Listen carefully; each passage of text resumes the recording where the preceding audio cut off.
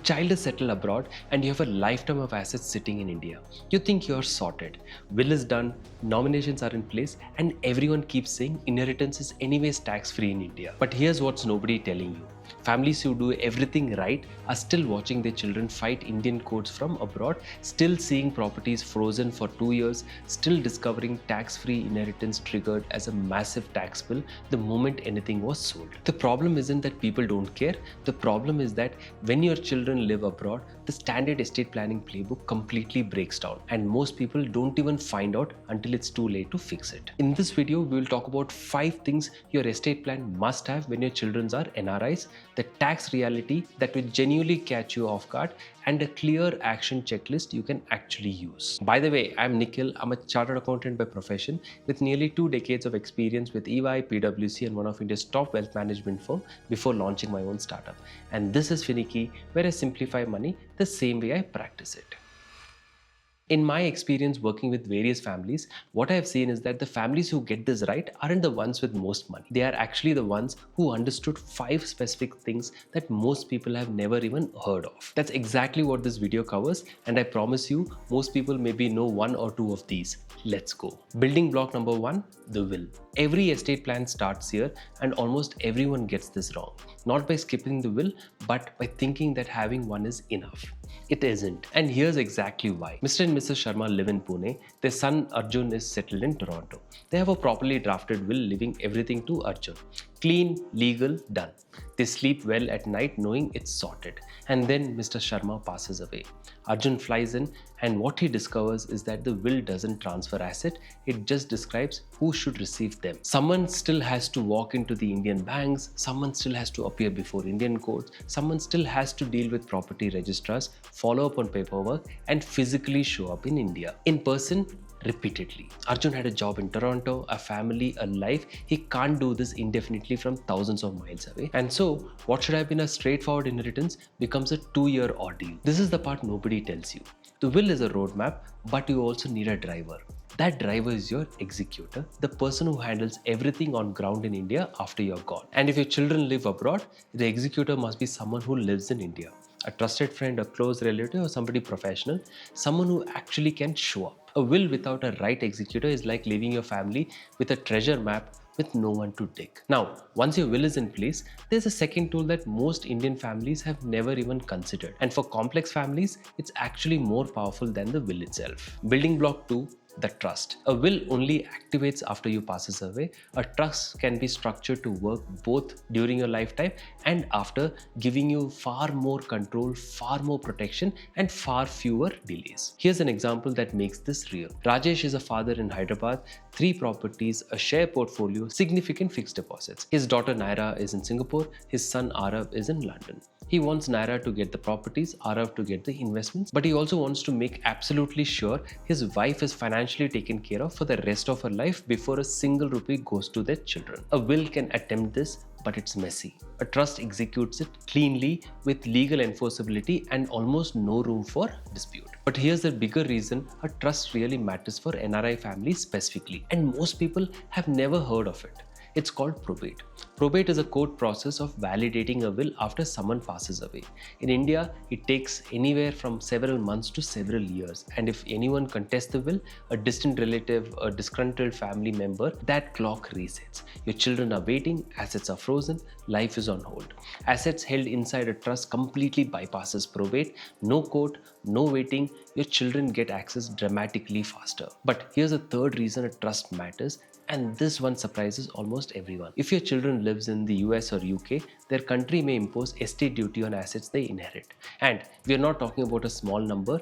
Estate duty in countries like US and UK can go up as high as 40% to even 50% of the value of the assets. Not 5%, not 10%, nearly half of everything you spend a lifetime building. Now, before looking at it as a blanket statement, whether this applies to your children's generation or next generation or both depends entirely on the specific facts of your family situation. Citizenship, residency, the nature of assets, how they are held, and all of it matters. There's no universal answer here, but here's what is universal. A trust structured correctly and in advance can significantly reduce that exposure regardless of which generation it applies to. The key word being in advance You can't set up a trust after the fact and expect it to protect your family from an estate duty bill that's already coming. This is exactly the kind of thing that needs to be mapped out early with the right professionals who understand both sides of the equation. And just like with your will, your trustee should also be India based.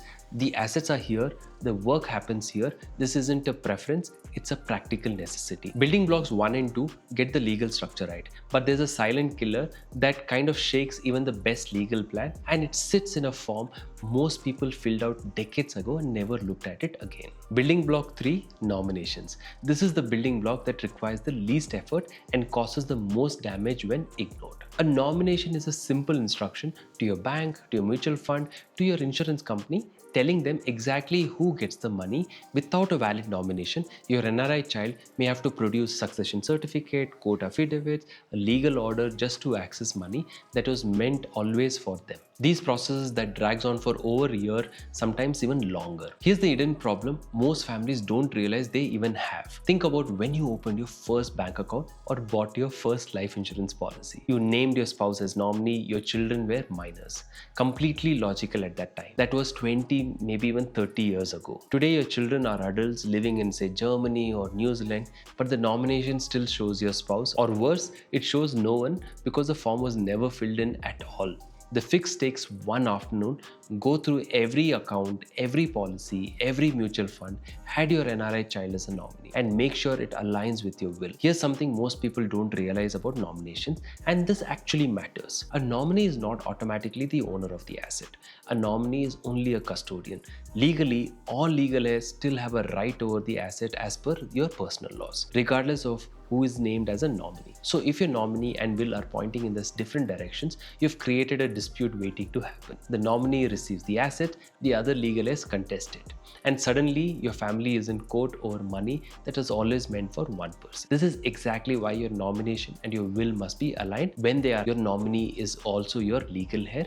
The intent is unambiguous and there's no room for anyone to challenge it. One afternoon of admin work, every account, every policy, every mutual fund is the simplest one on this list and the one most likely to save your family from a legal battle they never saw coming. And look, if building block 3 just made you think that I need to check my nominations, that's exactly the kind of moment I make this channel for. Hit the like button and subscribe. It tells me this is useful and keeps me making more of it. Done? Good, because building block 4 is something almost no NRI family has set up, and without it, even a perfect legal plan hits a wall at the very last step. Building block 4, NRO account. When a parent passes away and money needs to reach the NRI child, Indian banks face a fundamental problem. They cannot directly wire funds to a foreign bank account. They need somewhere in India to send the money first. Without that account already in place, everything stalls. The money exists, the will is valid, the nominations are correct, and the funds still can't move because there's nowhere for them to go. That somewhere is an NRO account, a non-resident ordinary account. It's an Indian bank account specifically designed for NRIs to receive money from India, inherited funds, rental income, investment proceeds. Once it's in the NRO account, your child can reinvest it or repatriate it abroad. The account is straightforward to open. Most major Indian banks allow it even while your child is living abroad. But here's the only thing that I want you to remember from this section. Open it now. Not when a parent is in the hospital, not in the middle of grief. Now, while everything is calm and there's no urgency. Because urgency is exactly when paperwork gets lost, processes slow down, and families make expensive mistakes. Perfect. Now, the fifth building block isn't a document. It's not even an account. It's a decision, and it might be the most important one on this entire list. Building block 5, liquidity. Indian parents love physical assets, land, flat, commercial property, and I understand why. For a generation that lived through economic uncertainty, owning something tangible feels like real permanent security. But for an NRI child, inheriting property is often less of a gift and more of a problem they didn't ask for. Here's what actually plays out. Your child inherits a flat in Chennai, they are in Dubai. To sell it, they either need to fly to India for the registration or execute a power of attorney, which requires notarization, apostillization certificate from the country of residence. And then finding a buyer takes time. Negotiating also takes time, and here's the part that really stings. Your child needs to sell. In that desperate time, they can't afford to wait for the right offer.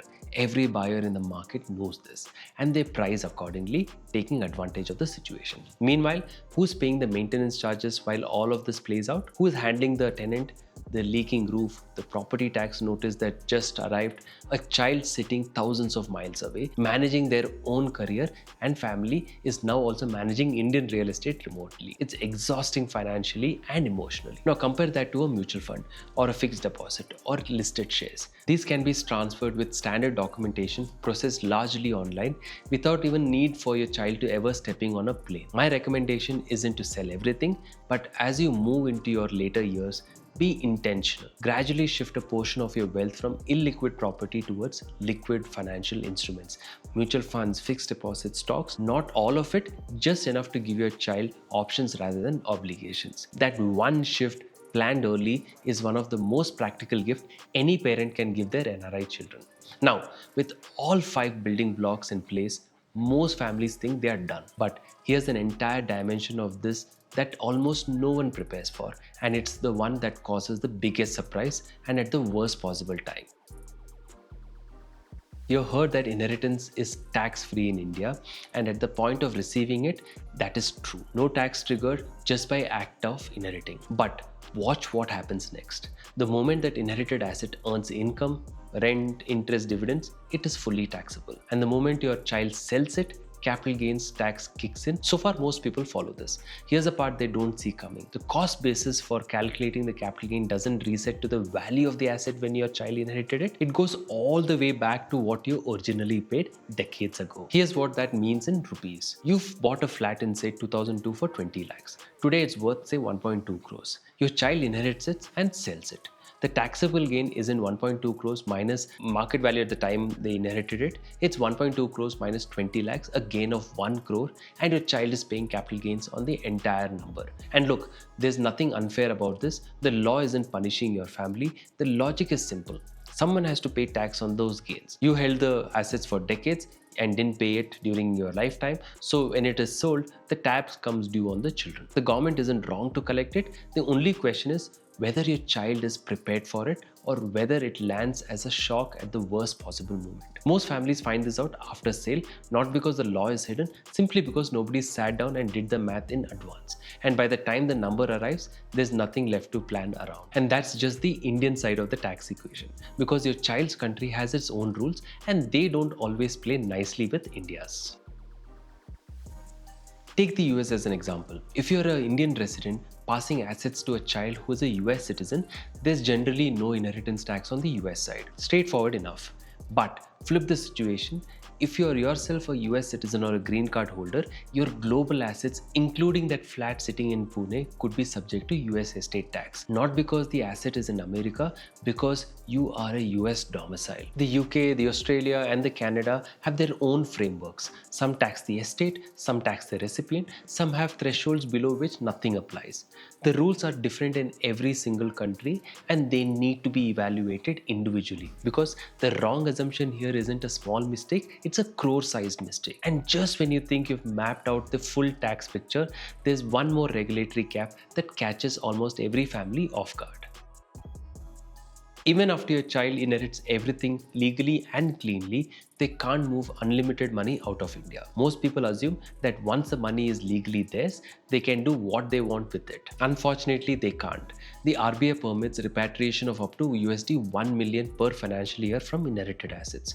That sounds like a large number until you account for a flat in Mumbai, a commercial property in Bangalore, and a share portfolio. Suddenly, USD 1 million isn't enough to move everything in a single year. Your child is now managing a multi-year repatriation plan, filing for approvals, dealing with Indian banking regulations from abroad, potentially for years after you have gone. And while you're still alive, if you want to gift money to your NRI child, Indian residents can only send up to USD $250,000 per person per year abroad.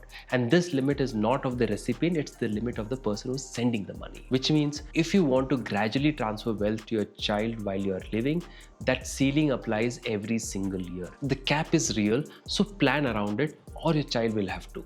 Now, there's a mechanism designed to protect NRI families from being taxed twice on the same money, but it comes with a condition that most people dangerously misunderstand. India has tax agreements with many countries called the Double Taxation Avoidance Agreement, in simple terms DTAA. The purpose is exactly what it sounds like, to prevent the same income from being taxed twice, once in India and once in your child's country. Here's how it works in practice. Your NRI child lives in the UK and receives say 50 lakhs from selling an inherited property in India.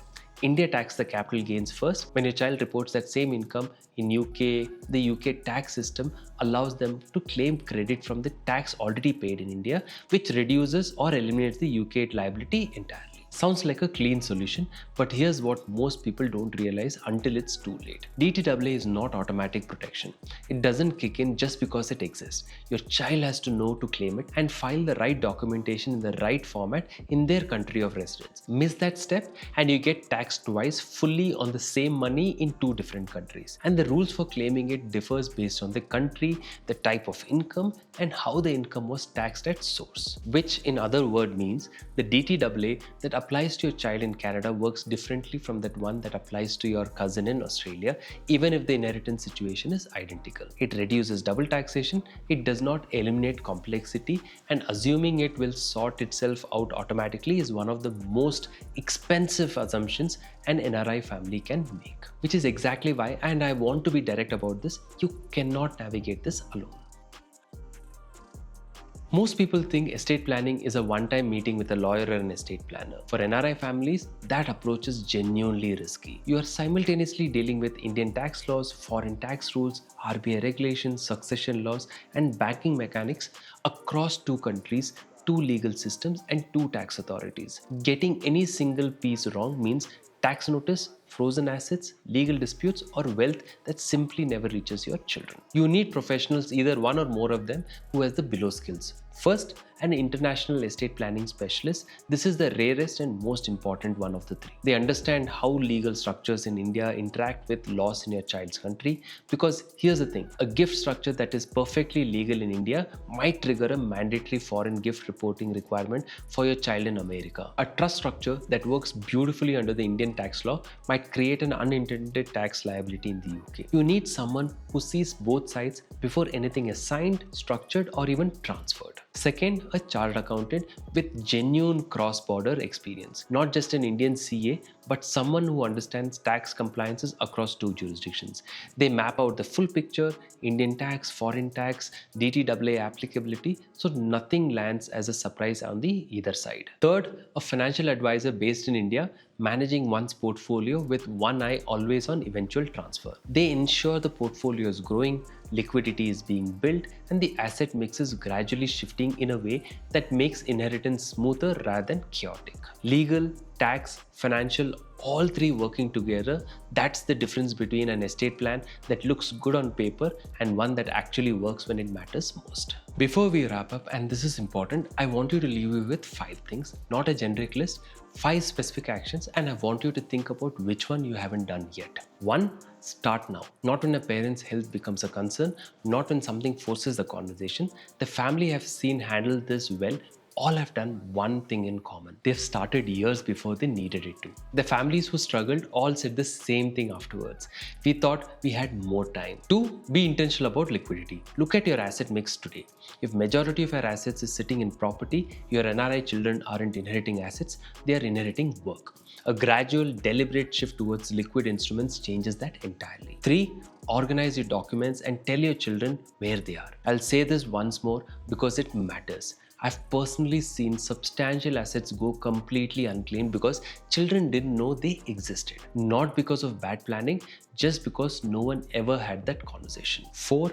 Review your estate plan every year, not every 5 years, every year. Tax law changes, family situations change. A will that was airtight when your child was on a work visa may have serious gaps now because they hold foreign citizenships. 5. Have conversation with your children today, not eventually. And if a full conversation feels like too much right now, start smaller. Just make sure that someone in the family knows the plan exists and where to find it. Because the most heartbreaking thing I've seen in this field isn't a family without a plan, it's a family with a perfect plan that no one knew about. Here's the truth about estate planning that no one says out loud. The families who get this right aren't the ones with the most assets. They are not even the ones with the fanciest legal documents. They are the ones who started early, got the right people in their corner, and made sure the children knew exactly what was in place. The families who struggle, they had wills too. They did have nominations, they genuinely believed they were sorted. The difference wasn't intention, it was everything that sits between having the documents and actually transferring the wealth. Smoothly, quickly, and without your children having to fight for what was always theirs. Your children are building lives abroad, they are working hard. They are raising families. The last thing that they should have to do is spend 2 years untangling an estate from thousands of miles away in middle of grief against a legal clock. That is entirely within your power to prevent. And it actually starts with a single decision to take this seriously today, not later. If you are a parent with children abroad, this is your sign. Act now while you have time and options. If you are an NRI watching this, send this video to your parents today, not tomorrow, today. It might be the single most useful thing you do for your family this year. That's it from me. I'm Nikhil. Subscribe to learn how to make your finances less tricky with Finicky. Thank you for watching, and I'll see you in the next one.